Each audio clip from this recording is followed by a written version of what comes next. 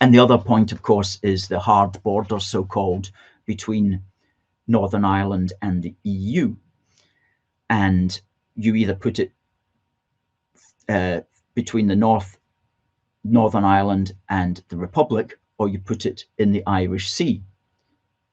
But if you put it in the Irish Sea, then what you're doing is you're actually saying Northern Ireland is no longer part of the United Kingdom.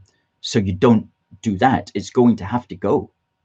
The hard border, so-called, which won't really be that particularly hard, but the border has to be between the Northern Ireland and the Republic. That's where that border has to go. That's where it should have gone in the original discussions about this. Who knows why that was not properly pointed out, but it seems to be going back there. Now, the Republicans will say, oh, how can you have a hard border between Northern Ireland and the Republic? Because that's a breach of the Good Friday Agreement. Well, by exactly the same token, a border separating Northern Ireland from the rest of the United Kingdom is also a breach of the Good Friday Agreement, if you believe that both sides should be respected in that regard.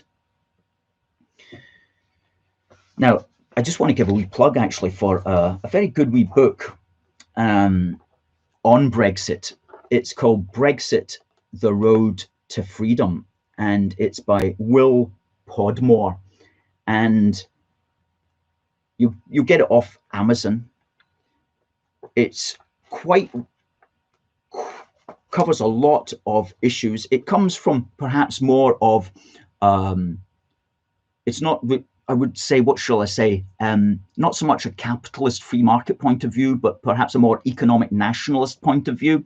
So from our point of view, we're really quite taken with it. Brexit, The Road to Freedom. It was written in 2018, 2 years after the vote.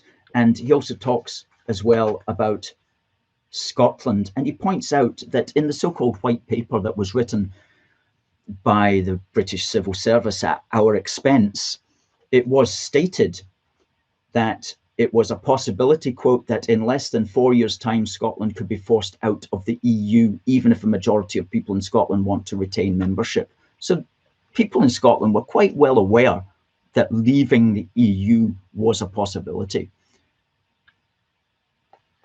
if we stayed within the UK. Yet still a majority of people voted to stay within the UK.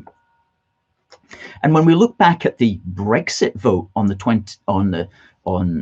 in 2016, over 1 million people in Scotland voted to leave, even though there were no political parties other than the fringe parties advocating such, even though all the mass media in Scotland was for Remain, and even though all the politicians were for Remain, even though the Tories, Labour, Lib Dem, Greens and SNP stood shoulder to shoulder, literally in photo shoots advocating Remain, even then over 1 million people in Scotland voted to leave, which is really quite a remarkable sociological fact and political fact, considering that they had nobody speaking for them. So there is a strong body for leave in Scotland, and there always has been.